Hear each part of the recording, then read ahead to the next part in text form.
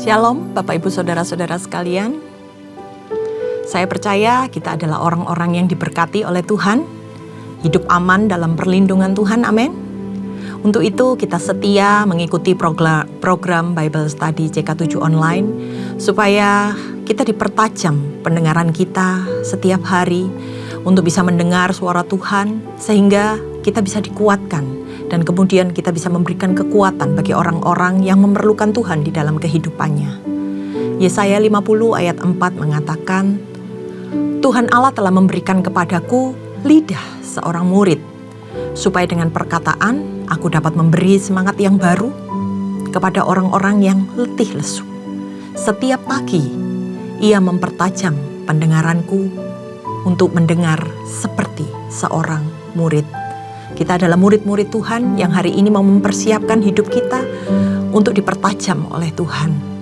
Mari kita siapkan hati dan pikiran kita. Kita mau masuk lebih dalam lagi di dalam pujian penyembahan. Terima kasih Tuhan.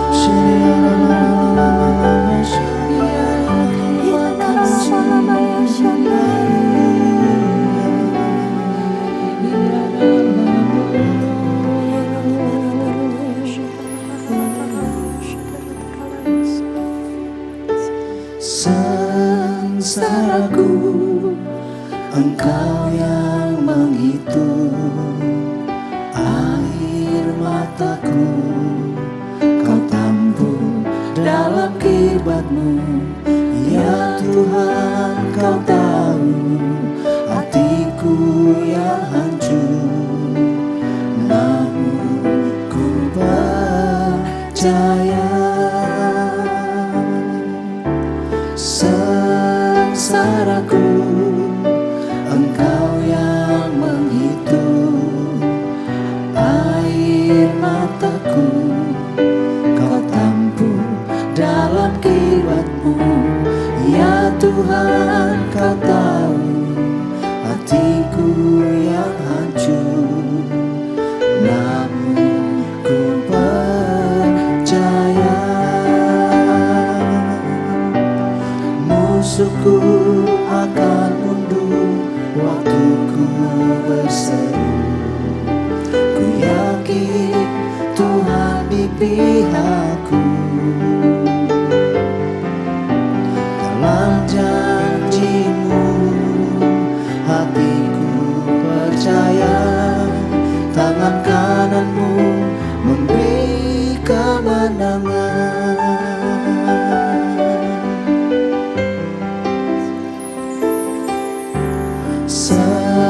Sengsaraku, Engkau yang menghitung air mataku, Kau tampung dalam kirbat-Mu. Ya Tuhan, Kau tahu hatiku yang hancur, namun ku percaya. Musuhku akan mundur waktu ku berseru. Ku yakin Tuhan di pihakku. Dalam janji-Mu hatiku percaya. Tangan kanan-Mu memberi kemenangan. Musuhku akan mundur waktu ku berseru. Ku yakin Tuhan di pihakku. Dalam janji-Mu hatiku percaya. Tangan kanan-Mu memberi kemenangan.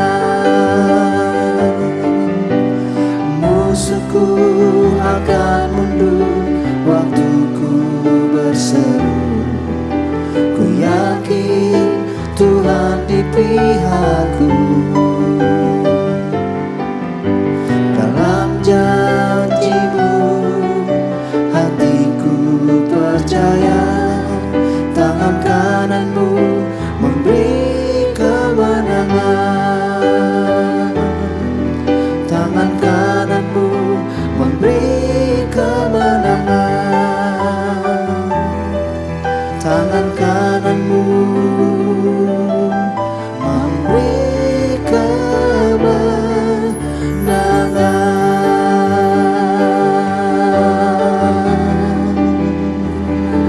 Yesus Tuhan, musuh kami akan saat kami bersama di dalam kesesatan.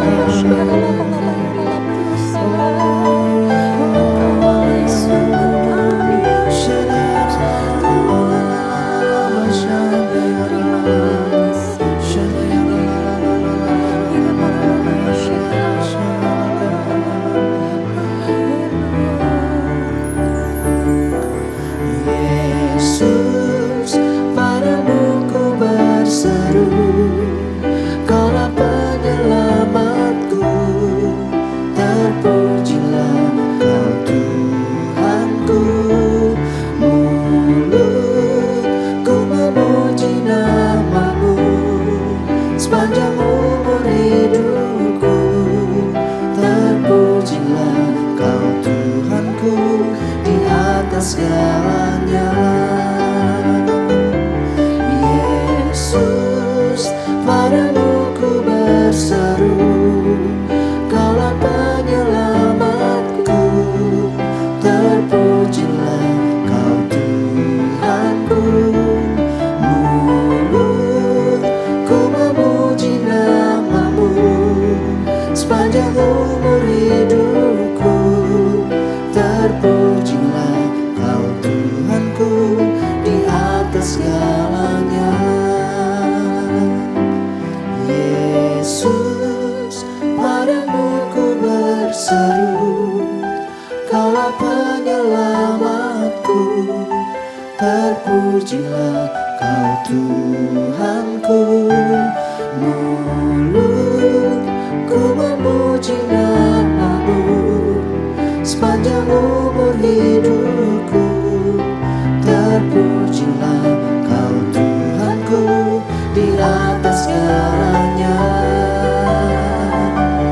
Yesus, padamu ku berseru, Kaulah penyelamatku. Terpujilah Kau Tuhanku. Mulutku memuji nama-Mu sepanjang umur hidupku. Terpujilah Kau Tuhanku di atas segalanya. Mulutku memuji nama-Mu sepanjang umur hidupku. Terpujilah Kau Tuhanku di atas segalanya. Mulutku memuji nama-Mu sepanjang umur hidupku. Terpujilah Kau Tuhanku di atas segalanya.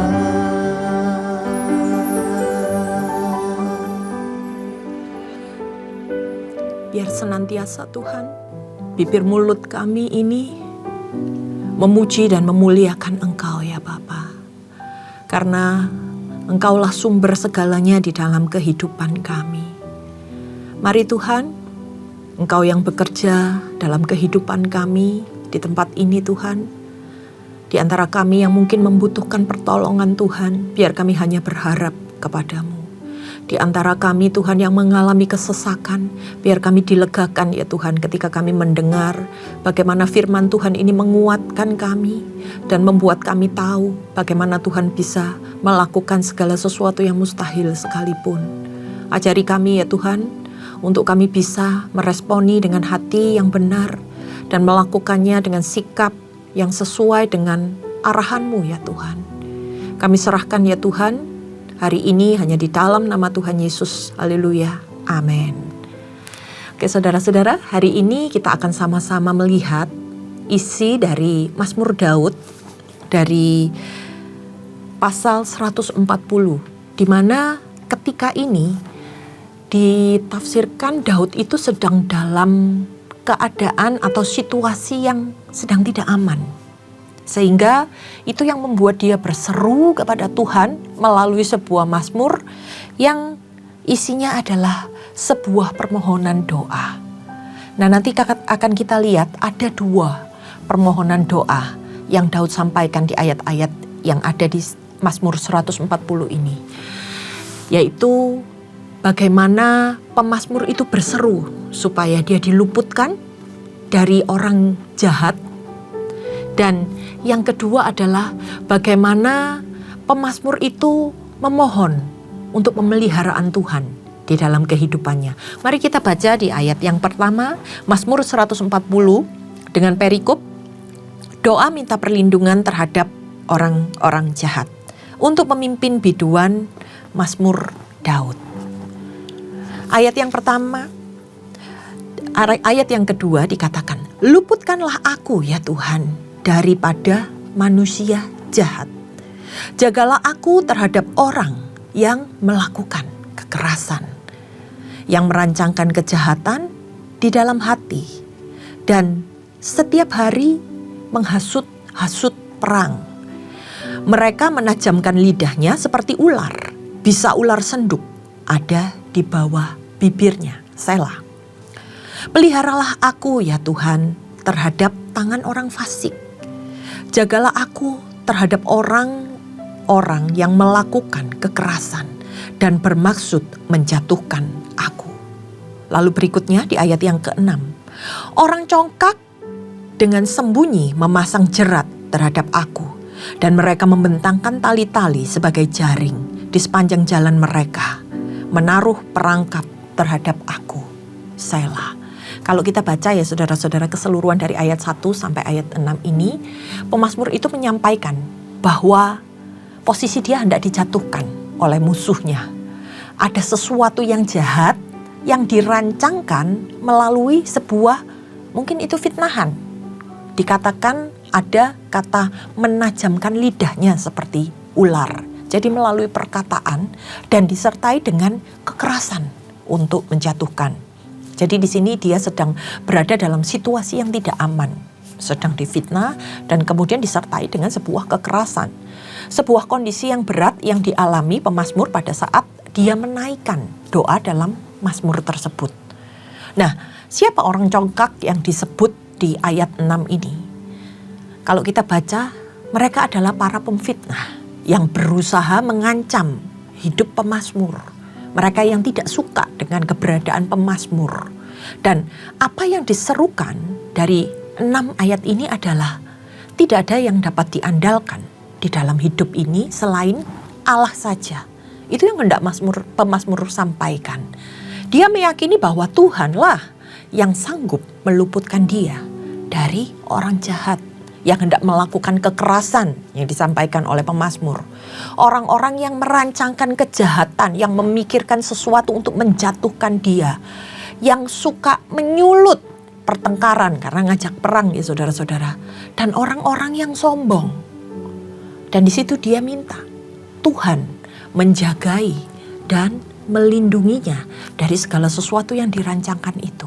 Hal ini mengungkapkan ketika kita ada di dalam keadaan seperti itu, bagaimana reaksi orang yang benar ketika menghadapi kesukaran, menghadapi fitnahan, ada sesuatu yang tidak menyenangkan terjadi di dalam kehidupan kita. Kita harus membawanya kepada Tuhan. Karena Tuhan yang tahu, Tuhan yang sanggup meluputkan, bahkan Tuhan yang sanggup untuk melindungi kita.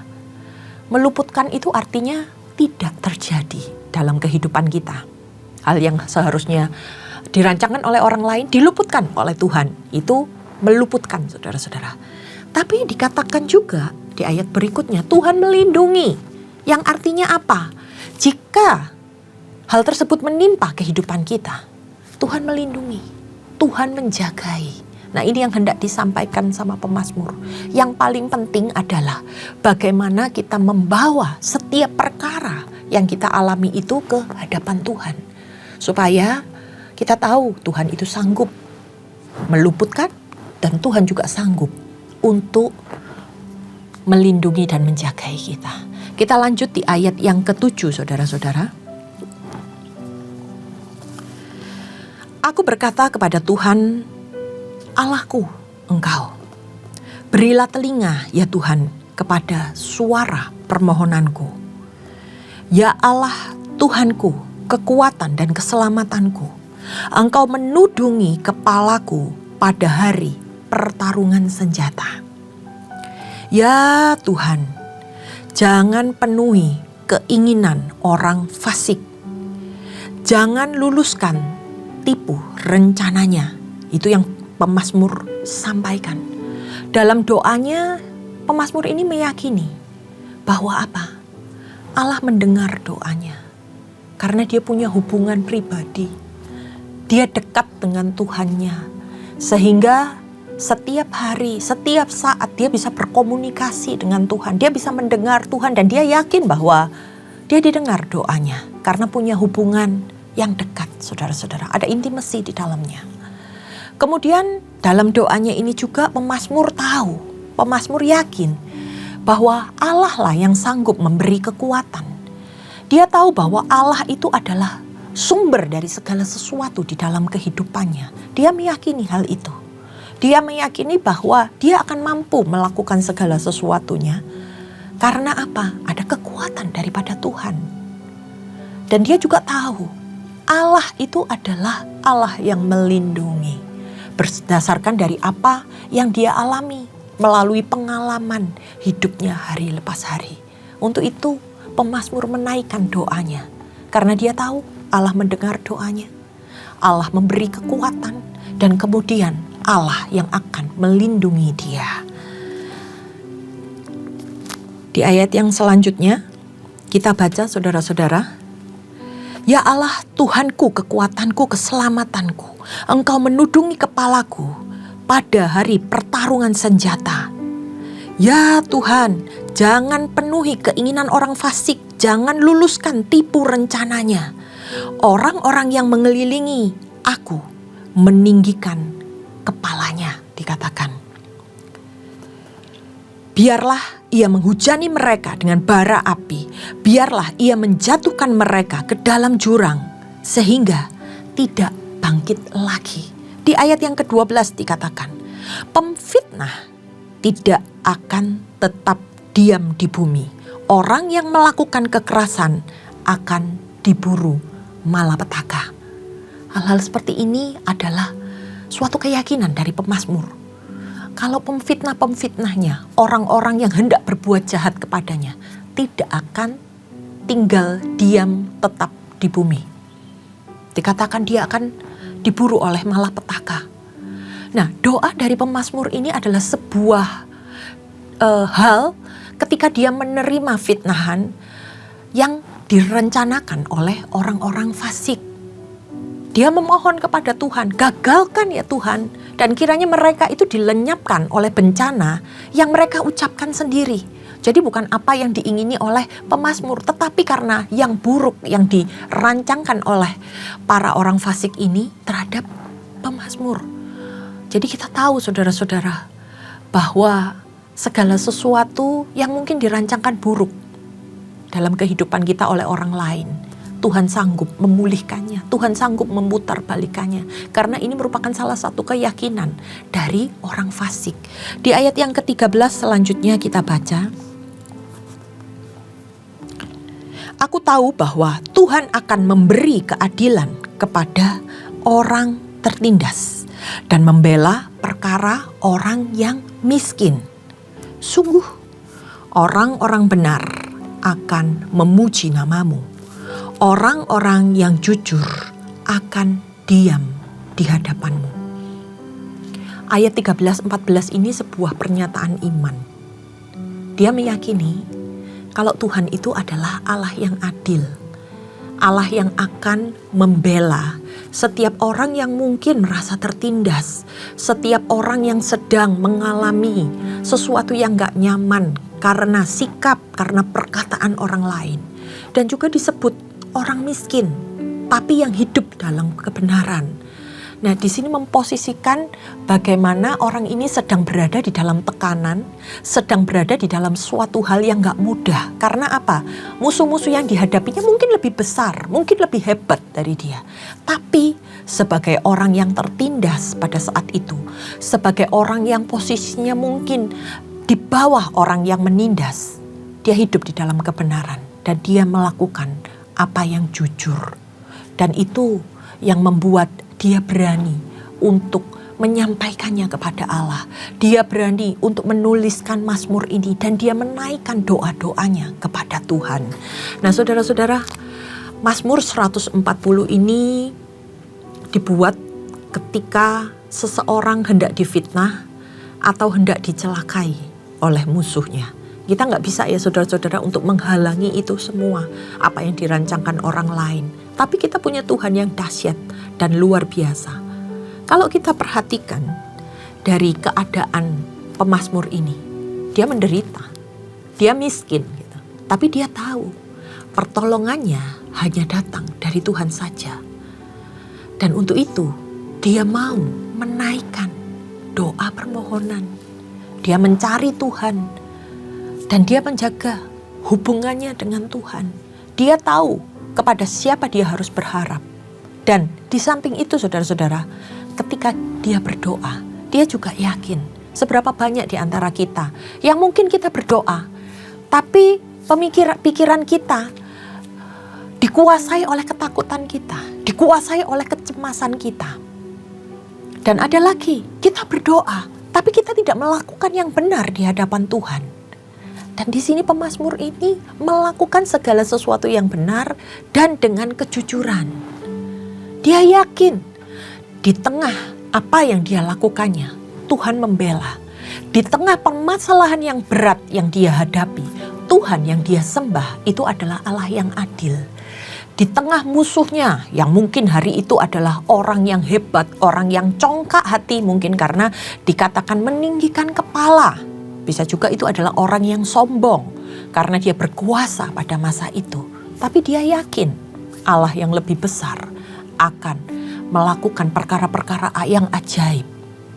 Nah, di sini ditekankan bagaimana orang yang memiliki hubungan pribadi dengan Tuhan pasti tahu kalau Tuhan mendengar setiap doa-doanya. Sekalipun mungkin pada waktu itu dia belum menerima jawaban dari apa yang sedang dialami. Tapi dia tahu bahwa dia harus dekat sama Tuhan. Bahwa dia harus melekat pada Allah yang berkuasa, yang kuasanya jauh lebih besar, melebihi orang yang meninggikan diri pada masa itu. Karena Tuhanlah yang memberi harapan, Tuhanlah yang memberi kekuatan. Ketika ada waktu untuk kita harus menunggu jawaban Tuhan, atau mungkin bahkan ketika Tuhan mengizinkan hal itu untuk menimpa kita, pasti ada rencananya yang membuat segala sesuatu indah pada waktunya Tuhan. Atau ketika ternyata ada yang ingin Tuhan sampaikan, Tuhan nyatakan melalui pengalaman yang harus kita lewati hari itu. Dan dikatakan orang yang mengandalkan Tuhan pasti tahu kalau pada waktunya Tuhan, Dia akan menolong, Dia akan memulihkan keadaan kita. Maka saat ini pun Tuhan juga akan bekerja dan menolong, memulihkan kehidupan kita. Sama seperti apa yang pernah Tuhan lakukan sebelumnya. Nah, doa dari orang-orang yang mengalami keterpurukan, orang-orang yang tidak berdaya, tapi punya keyakinan, punya keteguhan di dalam iman akan kuasa Allah. Bahwa Allah lah yang sanggup untuk membelanya. Di situ ada yang namanya iman. Ada pengharapan yang kuat yang disampaikan oleh pemazmur bahwa Allahnya sanggup untuk memberikan kebebasan di dalam kehidupannya. Saudara-saudara, ketika kita mengalami goncangan di dalam kehidupan kita, ketika kita mengalami keadaan bahwa kita difitnah mungkin, Kita tidak melakukan apa yang salah, tetapi orang memberikan kita suatu hal yang tidak bisa kita terima. Saya ini sudah menderita loh Tuhan, tapi kenapa orang lain berpikir seperti ini? Kita nggak bisa mengendalikan orang lain, saudara-saudara. Tapi kita tahu kepada siapa kita harus berdoa. Kita tahu kepada siapa kita harus mengadu. Untuk itu saudara-saudara, jangan hanya memiliki hubungan dekat hanya ketika keadaan kita baik-baik saja. Tetapi di dalam setiap waktu, di dalam setiap harinya, kita harus benar-benar memiliki hubungan itu kepada Tuhan. Sehingga ketika badai apapun, Tuhan itu senantiasa memberikan kepada kita arahan-arahannya, apa yang harus kita perbuat. Karena apa? Sudah terbiasa kita ada di dalam hubungan dengan Tuhan. Nah, kita banyak belajar ya saudara-saudara dari apa yang disampaikan dari Mazmur Daud ini. Bahwa ketika kita di dalam kehidupan yang sedang buruk, di dalam pengharapan yang sepertinya tidak ada ujungnya, Tuhan itu sanggup memberi pertolongan. Nah, kalau kita diajarkan di dalam Mazmur ini untuk berdoa, yuk kita refleksikan di dalam kehidupan kita. Saat kita mengalami masalah, apa yang pertama kali kita lakukan? Mengutamakan emosi kah? Mencari pertolongan manusia kah? Atau kita datang ke hadapan Tuhan? Karena Tuhan itu dekat dengan orang-orang yang membutuhkan pertolongan, dengan orang-orang yang mungkin direndahkan oleh orang lain, dengan orang-orang yang mungkin hari ini menjaga hidupnya dengan benar, tapi masih saja difitnah, masih saja mengalami hal-hal yang tidak mengenakan. Hari ini Tuhan berbicara bahwa dekatkan hatimu, yakinilah bahwa Tuhan sanggup menolong kita, bahwa Tuhan sanggup menjagai kita. Dan semua yang dikatakan oleh pemazmur ini biar menjadi rema di dalam kehidupan kita. Ayat demi ayat yang kita baca ini kita tahu itu tidak akan hilang dengan sia-sia. Pada saat yang tepat ketika kita membutuhkannya, Tuhan akan berbicara melalui ayat-ayat tersebut. Untuk itu saudara-saudara, ketika kita ada di Bible Study ini, itu bukan sesuatu hal yang Tuhan saya hanya mau belajar. Tetapi ada sesuatu yang harusnya kita simpan di dalam kehidupan kita sebagai bekal ketika kita mengalami hal-hal, pengalaman-pengalaman yang kita memerlukan perkataan Tuhan di dalamnya. Kita akan teringat, kita akan di-remind sama Tuhan. Nah, ada perkataanku di Mazmur sekian ayat sekian, bahwa aku senantiasa akan menolong, bahwa aku ini adalah Allah yang adil. Orang seperti Daud, orang yang hebat luar biasa, memerlukan Tuhan. Demikian juga dengan kita saudara-saudara, orang-orang yang sedang berjuang di dalam jalannya Tuhan, orang-orang yang sedang berjalan di dalam jalannya Tuhan. Kita semua perlu pertolongan Tuhan. Untuk itu, mari kita sama-sama untuk kita semakin mendekatkan diri kepada Tuhan. Mari kita tundukkan kepala. Tuhan, kami tahu, kami gak bisa menghalangi pemikiran orang lain, perbuatan orang lain. Tapi kami tahu kami punya Allah yang dahsyat dan luar biasa, di mana ketika kami berseru, Tuhan sanggup meluputkannya. Di mana ketika kami memohon, Tuhan sanggup untuk melindungi dan memelihara setiap kami ya Bapa. Apapun ya Tuhan yang dirancangkan oleh orang lain di dalam kehidupan kami percaya rancangan Tuhan adalah rancangan yang baik, yang penuh dengan damai sejahtera. Kami tidak akan melarutkan Tuhan pemikiran kami dengan apa yang dipikirkan orang lain, tetapi kami hanya percaya dan meyakini bahwa Tuhan ada beserta dengan kami. Sambil kami berjaga-jaga ya Tuhan di dalam kehidupan kami, Engkau yang mengarahkan setiap kami, Engkau yang memegang tangan kami ya Bapa. Terima kasih ya Tuhan kalau kami boleh menikmati segala kebaikan-Mu, dan kami persembahkan seluruh kehidupan kami ini hanya demi hormat kemuliaan nama-Mu. Hanya di dalam nama Tuhan Yesus kami sudah berdoa. Haleluya. Amin. Terima kasih saudara-saudara. Tuhan Yesus memberkati.